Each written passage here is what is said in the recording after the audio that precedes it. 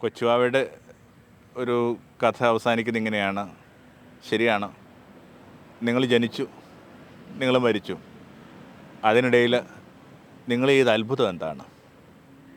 ഇത് വലിയൊരു മുഴക്കത്തോടുകൂടി പലപ്പോഴും ഉള്ളിലുണ്ട്. നമ്മൾ ചെയ്ത അത്ഭുതം എന്താ? ലോകത്തെ ഏറ്റവും വലിയ അത്ഭുതം എന്ന് പറയുന്നത് വെറുതെ സ്നേഹത്തിലായിരിക്കുക എന്നുള്ളതാണ്. വളരെ ദൂരെയുള്ള ഒരാളെ നിങ്ങൾ ഫോൺ ചെയ്ത് നടക്കുക, എത്രയോ മൈലുകൾക്കപ്പുറത്തുള്ള ഒരാൾ നിങ്ങളുടെ വാക്കിൽ മുങ്ങുകയും ആ വാക്കിൻ്റെ ഇൻറ്റിമസിയിൽ ഇങ്ങനെ തരളിതമാകുകയും ഒക്കെ ചെയ്യുമെന്ന് പറയുന്നൊരു അത്ഭുതമുണ്ടല്ലോ. ഇങ്ങനെ മൈലുകളെ അരികിലേക്ക് കൊണ്ടുവരുന്ന, അകലങ്ങളെ അടുക്കലേക്ക് കൊണ്ടുവരുന്ന ആ ഒരു വല്ലാത്തൊരു അത്ഭുതത്തിൻ്റെ പേരാണ് സ്നേഹം എന്ന് പറയുന്നത്. പക്ഷേ എല്ലാ അത്ഭുതവും, അല്ലെങ്കിൽ സ്നേഹത്തോളം വലിയ അത്ഭുതമില്ല. കാര്യങ്ങളിങ്ങനെ ഇവിടെ നീട്ടിയും പരത്തിയും പറഞ്ഞു പോകേണ്ട കാര്യമില്ല.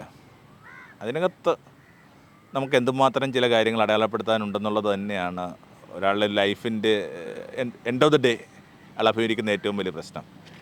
നമ്മൾ ചെയ്ത അത്ഭുതം എന്താ?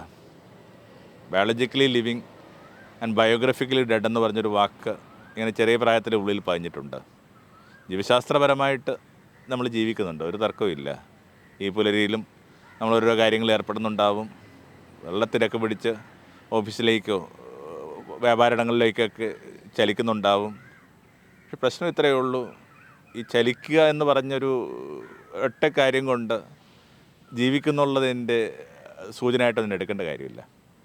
ഒരു ബയോഗ്രഫിക്കൽ ഡെത്ത് എന്ന് പറഞ്ഞ സംഭവം ഉണ്ടെന്ന് പറയുക, ജീവചരിത്രപരമായിട്ടുള്ള മരണം.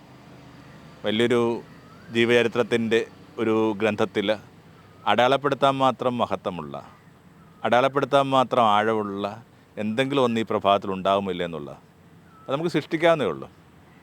വാസ്തവത്തിൽ ഈ മെമ്മറികളെക്കുറിച്ച് പറയുന്നൊരു കാര്യം കണക്കാണ്. മെമ്മറികളൊന്നും താനേ സംഭവിക്കുന്നതല്ല, വി ക്രിയേറ്റ് മെമ്മറി. ഈ ദിവസം നമ്മൾ സൃഷ്ടിക്കാൻ പോകുന്ന ആ സ്നേഹത്തിൻ്റെ ഇങ്ങനെ അപാരതയുടെ അംശമുള്ള, അനന്തയുടെ അംശമുള്ള മുഹൂർത്തം എന്തായിരിക്കും? Thank you.